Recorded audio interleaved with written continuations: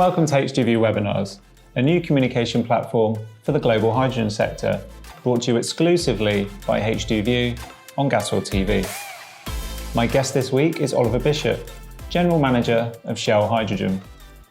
Now, for many of you, Oliver and Shell might be a particular point of intrigue. Just what is Shell doing in the hydrogen business? Is it really as invested as its statements suggest? For myself and all of us here at HDView, it's a pleasure to have Oliver with us here today to answer those questions on Shell's focus, on its footprint in hydrogen, and whether he believes hydrogen should be a central part of the post-coronavirus economic rebuild. Good afternoon, Oliver. Thanks for your time today. Now, we've already said our hellos off camera and we've got plenty of questions to get through, so let's dive straight into it. Can I begin by asking you, in your position at Shell and your 20 plus years at the company, you must have a great insight into both the hydrogen energy movement and the traditional energy landscape. So what is it that particularly strikes you about hydrogen? Well, I think hydrogen's been around for a very long time. In fact, more than 100 years it's been used and used in refining industry for decades and decades. What I have seen over the last 20 years, we have had a hype cycle in hydrogen before. It was, billed in early 2000s as the energy of the future, and it unfortunately stayed as energy of the future. And so the question is, well, so what's changed? So why suddenly is hydrogen the flavor of the month? And really that comes down to three or four main things. One of them is, the societal belief at the moment that we need to do something about climate change. And you see that with the Paris Agreement. Things like air quality in cities, extremely important. But then, of course, it's also about cost. And suddenly hydrogen is becoming affordable because things like solar power, wind have come down in cost. And so that suddenly makes, alongside electrolysis cost reduction, suddenly it's becoming affordable. And then you add things like energy security, job creation, and that's one of the reasons why it starts to take off. What is it that Shell's doing to shape the hydrogen future? Where's the focus? The focus for Shell is on transportation and industry applications. Hydrogen is actually the only zero emission molecular energy vector. And what does that mean? That basically means where you need a molecule as opposed to an electron, and you want zero emission, hydrogen, when it's produced from renewable sources or it's blue, so you sequester carbon, is the only possibility. And those use cases, by the way, those use cases are things like heavy duty trucking. It's things like steel production, fertilizers, concrete production, spatial heat, power, feedstocks, synthetic fuels, anywhere where you need a molecule and you want zero emission, hydrogen is what you need. And that's juxtaposed with, say, batteries, which have a very clear role, but where you need energy dense fuels, you really need hydrogen. And I give you an example of that, which is, if let's say you're a drinks manufacturer, let's say you make beer, we talked about having a pint, and you need to move lots and lots of bottles of beer around. You've got a big truck full of these bottles of beer. That's a heavy payload. And you've got weight limits and axle limits, and the size of the truck is limited. You really don't want to have to give up payload for batteries, because as soon as you're doing that, now you've got to make more trips with that truck to the customer. And this is where you really need energy dense liquids, and diesel has played that role for decades, of course. And now what we see is a shift driven by regulation, particularly Europe, but also other countries around the world, the real desire for what I just said earlier to zero emissions. So back to your question. So Shell's focus is very much on providing energy. It's providing, in this case, zero emission energy solutions to its customers. So it's not just hydrogen, it's also e-mobility and other things. But within the hydrogen space, it is providing hydrogen to industrial customers and to transportation customers, and connecting and integrating that with the ways hydrogen are produced. That all sounds very positive, and it's been fantastic to see everything that Shell is doing.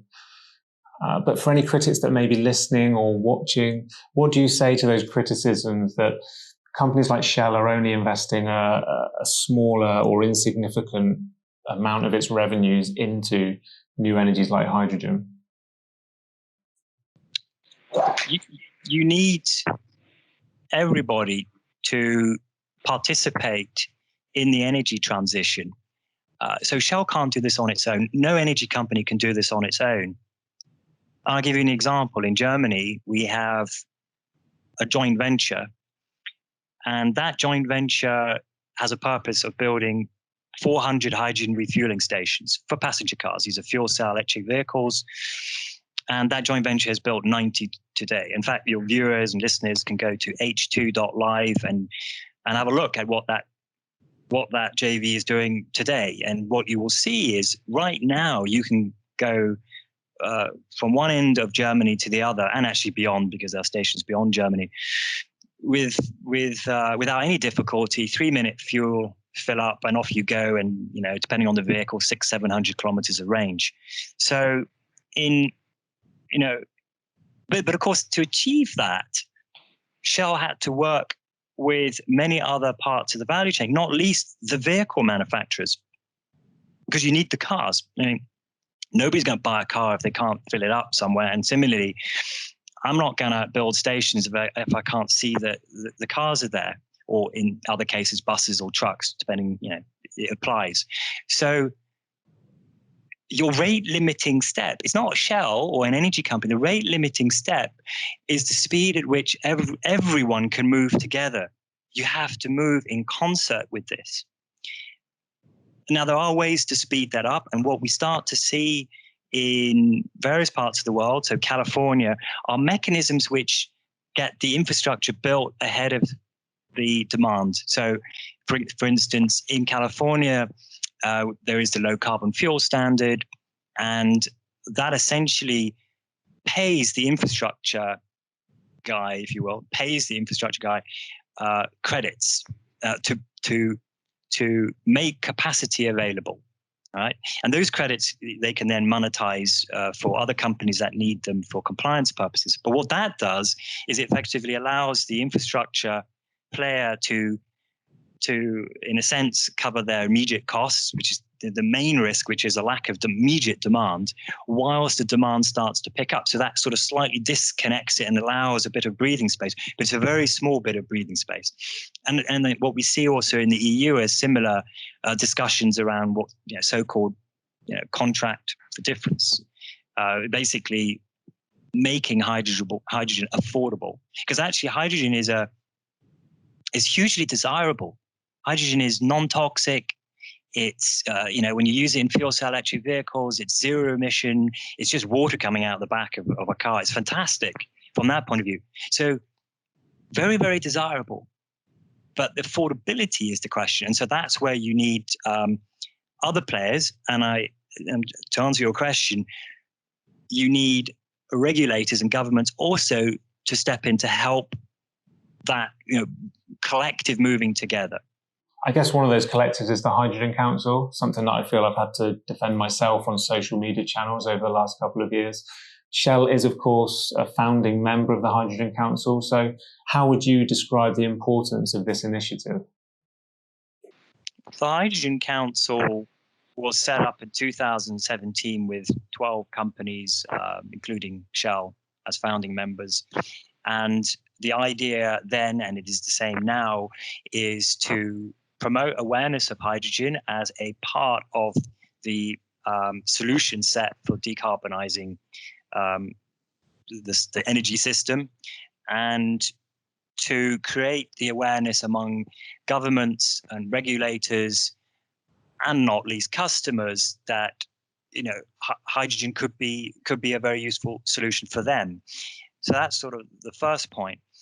The second point goes back to one of your earlier questions, which is, what does it, or what I imply from the question, which is, what does it take for hydrogen to take off? And you need to synchronize that with all parts of the value chain. So if you look at the membership of Hydrogen Council, and it is today more than 80 members, they come from every sector. And it's not just energy companies, it's the automotive industry and tier one suppliers to those automotive and truck manufacturers. It's companies involved with plastics. It's companies that are in mining. It's companies that are in banking. It's actually every sector, because there is and it's obvious to say it, it's because we all need energy. If you are a Microsoft or a Google or an Amazon, you probably have data centers, and those data centers are hugely energy intensive. Every email or little click on social media that we trigger off does actually have a little energy footprint associated with it. And so we have to figure out what those solutions are. And there is role for things like hydrogen. And I can go into some sort of, in that particular example, some more detail, which is that a data center needs continuous power. If my kids suddenly saw the internet go off, they would not best be pleased if their YouTube session was interrupted. And that means that they need uninterruptible power.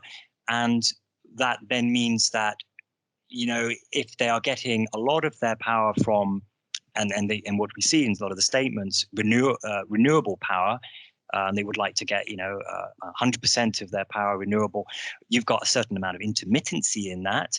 And so how do you smooth out that intermittency without having to yet still rely on the grid for a bit of backup power, which might be coal or natural gas or something else? And again, that's where hydrogen can play a role, because hydrogen is a very effective way of storing power for long periods of time. So Hydrogen Council, hugely important for getting that recognition out there.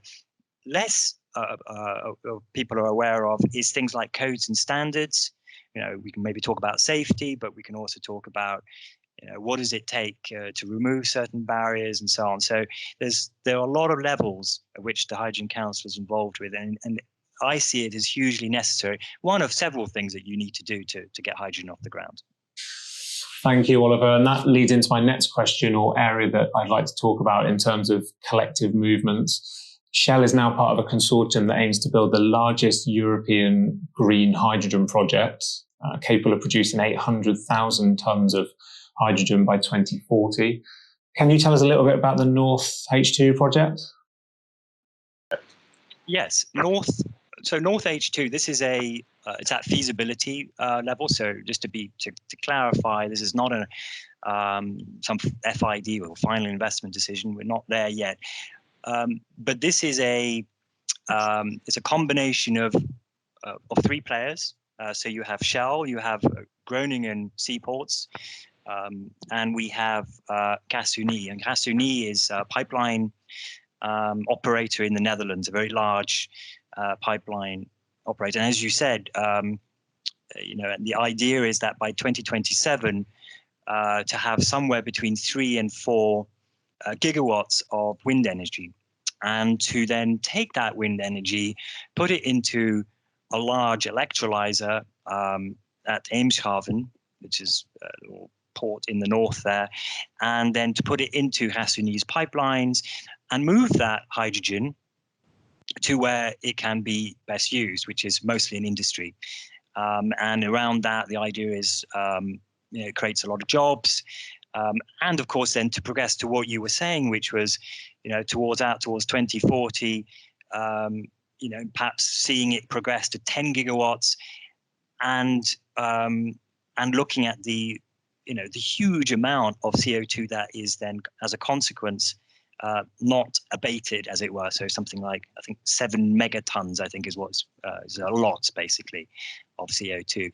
Yeah, that's a feasibility study. It's got a lot of interest. So we're spending a lot of time and energy on that, and it's the kind of thing that the industry needs to do to start to really substantially scale up and to start to get to meet some of those collective goals that society needs to achieve under the Paris Agreement. Sure. And have you been personally involved in that project? I am, yes. And my team is very closely involved with those partners in every respect. It's also my colleague who runs the offshore wind business in our new energies division part of Shell. She leads that activity with the offshore wind piece, and I look after closely with her the downstream, if you will, part of that, the electrolysis bit, and then of course the partnerships with those various companies. Okay, so you said that's at the feasibility stage. What will it take for that project to get the go-ahead, and what kind of timeline would you anticipate for that? Well, it's like many of the projects that we have taken FID on in hydrogen. If I look at other ones that we have, so for example, we have a 10 megawatt electrolyzer, which is completing construction at the moment at our German refinery.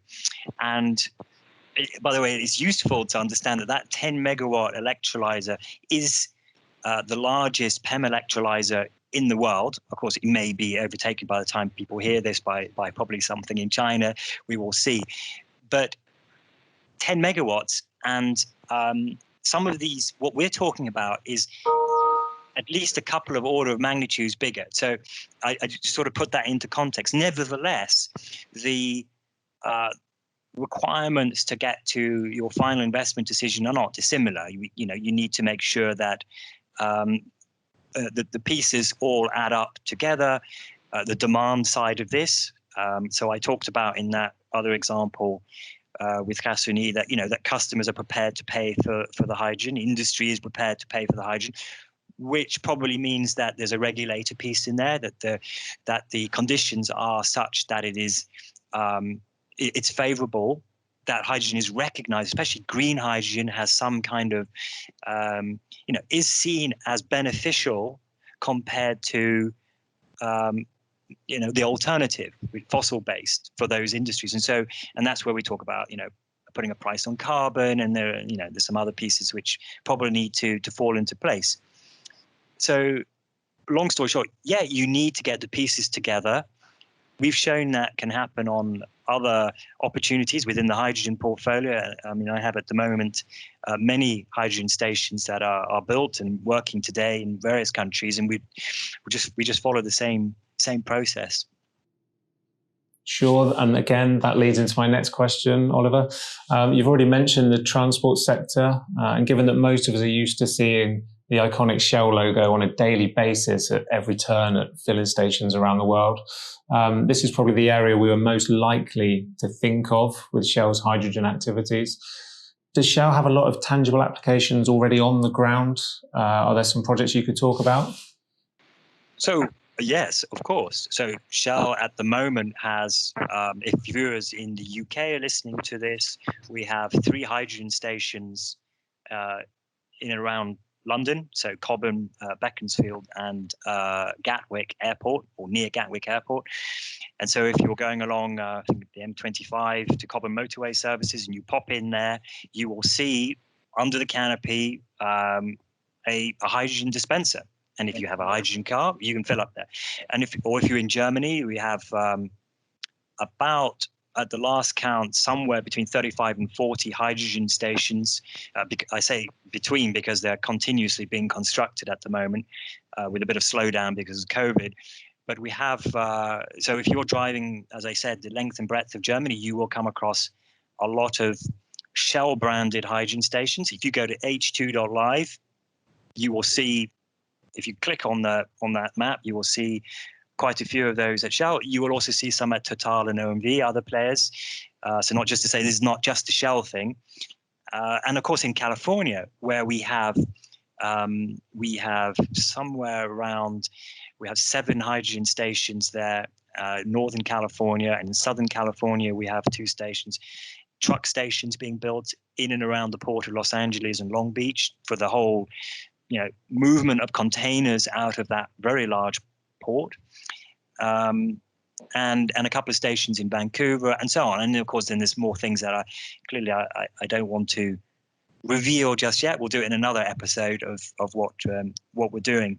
So yeah, there's quite a few moving parts. Thank you. And again, you've already alluded to this a little, but are Shell hydrogen technologies just fueling cars at the moment, or are we talking about other means of mobility such as buses and trucks and ships? Are they catered for? Hydrogen is very versatile in its applications, and in transportation, it can serve cars, buses, trucks, trains, ferries, and ships. And of course, we can argue more about cars and I whether they should be battery cars, and many people enjoy driving Teslas and Shell, by the way, does fast charges for such applications. And I myself, actually, I'm a big advocate of e-bikes. I have a e-mountain bike which is absolutely just puts a grin on my face every time I use it. But that, of course, is a certain application. But where you start to see the need for bigger payloads, bigger distances, or you're a fleet operator, you're a taxi operator, and you want to use your vehicle 24/7, then hydrogen really starts to play a role. Remember, hydrogen vehicles are electric vehicles. It's a fuel cell electric vehicle. There's no difference. It's an electric motor. It turns the wheels, off you go. The only difference is where your energy is being stored. In this case, it's in a tank of gas, and it goes through some clever wizardry, and it makes some electrons, which turns an electric motor, and the stuff out the back is water. But the beauty is you can fill those up in 3 minutes. Your passenger car in 3 minutes, you fill it up, let's say, with 6 kilograms of hydrogen. And a good rule of thumb here, 1 kilogram will allow you to go 100 kilometers in a car. So 6 kilograms, 600 kilometers. And there are some tanks that are even bigger now, 7, 8. And off you go. And so if you're in those applications which really need you, as I say, fleet drivers, perfect application for it. And then, of course, in trucks, we discussed about earlier, buses. So we're building a bus station in the Netherlands at the moment to serve, a couple of dozen buses for the public transit agency. Again, very, very suitable, because where a bus operator needs to have flexible routing or needs to warm or cool the vehicle, there's not a trade-off with how much battery do I have left, and do I need then a spare battery, and so on. So those are applications. You mentioned shipping and marine, and yeah, marine is something which we look at very closely. At the moment, we've just launched with our partners Kawasaki and Iwatani a liquid hydrogen ship, the Suzo Frontier. That was launched late last year, and that ship is demonstrating how you can safely load and unload liquid hydrogen onto a ship, with eventually the idea to be able to transport green liquid hydrogen from places like Australia to markets like Japan. And so we see that as a very important demonstration step to demonstrate that you can actually achieve certain technical hurdles. But of course, beyond that, the challenge for marine is a big one. And if you think about it, ships lay down their keels for 30 years or sometimes more. So when we talk about Paris Agreement and 2050, and we're in 2020 now, so a keel being laid today is still going to be running in 2050. So there's a real discussion over what is the right way to propel such vessels. And actually, at the moment, there's a lot of debate over whether that's a green ammonia, whether that's renewable LNG, or indeed liquid hydrogen. There are various views there, and each have their pros and cons. But undoubtedly, you will see some portion of that being run on hydrogen. It's interesting that you mentioned fueling in just 3 minutes. I actually had the opportunity to drive and refuel a Toyota Mirai myself with ITM Power a few years ago. And we drove it across Sheffield and did the full refueling experience. It felt very space age initially, and then it was almost underwhelming after just a few minutes, which I guess is the end goal that we're looking for, to make it as normal as possible. Do you think the public at large will switch on to hydrogen pretty quickly once it's normalized and they realize that the refueling experience is actually no different? I think, like any new technology, there's a period of acclimatization. But I see that for whether that's for battery electric vehicles, the need to, or the requirement to plug it in. As I mentioned, I have myself e-bicycles, and I have to remember to take the battery inside, because when I go for my ride and I find the battery's dead, it's not a great experience. But when it's there, it's a wonderful experience. And same with hydrogen. It is about, you need to understand that it's a slightly different experience. Perhaps, though, it is remarkably similar to what most people are used to with petrol or diesel, which is you pick up a nozzle, you attach it to the vehicle, and you press go, and then 3 minutes later it's filled, and you put it back, you pay, and you leave. And so from that point of view, it's no different. And a lot of work that my team has done is actually on making the whole dispenser experience so much better. And we've created a new dispenser and a nice look and feel. So it's not some sort of, engineering type, not very friendly thing, but rather a nice sort of, clear touch screen, straightforward instructions. So from that point of view, very straightforward. Of course, the vehicle itself, maybe, like whenever I get into a new car, it doesn't matter what type of fuel it's running, it takes a bit of time to get used to it, find where all the knobs and buttons and what they do. But after that, commute with that for a week. By the end of the week, I'm pretty much there. Thank you, Oliver. Well, we only have one question left here, so I wonder if I could just throw in one more question a little bit out of the blue. One of the pressing topics we're seeing at H2View at the moment, as well as everywhere else, of course, is all of the talk around making hydrogen a core pillar in post-coronavirus economic rebuilds. Do you have any comment?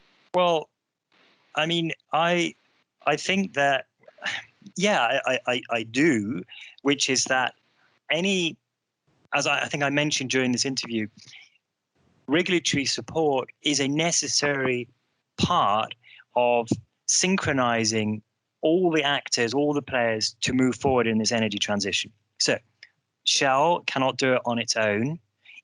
Even if we wanted to chuck all the money at it, you can't, because the rate limiting step is the rest of the system. So you do need, in lots of these examples we've spoken about, the vehicles or the ships, and various other players within that supply chain, and the regulator. And the regulator, by the way, is government. Let's call it government for want of a better word. And so if by what you refer to as recovery, post-COVID recovery funds, if the meaning of that is it goes towards helping that kind of synchronization, that kind of synchronized movement forward, then it is to be welcomed. That's my view. I think it is to be absolutely to be welcomed. But of course, what I would say is that it should be done in a technology neutral fashion, so that hydrogen is not suitable for every use case. So if there are other, we've talked a lot about batteries, and if there are, it should be in a way rather equitable, and that means technology neutral, and allow the creativity of the market to find those solutions. So it is a very clear direction, and it's underpinned by those societal requirements that I think 180 countries signed up to in the Paris Agreement. Sure, absolutely. Thank you, Oliver. And now it is our final question, I promise. If you could leave our readers and our viewers and listeners with just one message, what would that message be? Well, I would ask viewers to keep an open mind about all the technologies that are available to tackle the energy transition. This is something that impacts all of us, and if you have the chance to make a contribution towards the energy transition, that can be through, buying yourself an e-bike, or it could be, not doing as many journeys, or thinking through your carbon footprint of what you buy and all the rest of it. I would do that. From my point of view, keep an open mind. There are, really great technologies. The problem is, we have to throw absolutely everything at this problem. And this problem is energy transition. It is the climate change. We have to put everything at it. And your listeners or viewers, geniuses, their ideas, creativity, we need all of it as a society to get to that end point. That would be what I would like to leave with the viewers and listeners. Well, you heard it here first. Our thanks again to Oliver for his time and insights today. I'm sure we all look forward to hearing more from Shell and its developments in the hydrogen space again soon. In the meantime, that concludes our webinar, and our thanks to you for your time and attention today, wherever you may be in the world. We'll be back next week with a brand new series of H2View webinars, so be sure to look out for more news of those shortly. Until then, let's keep taking a collective step forward in hydrogen. Goodbye.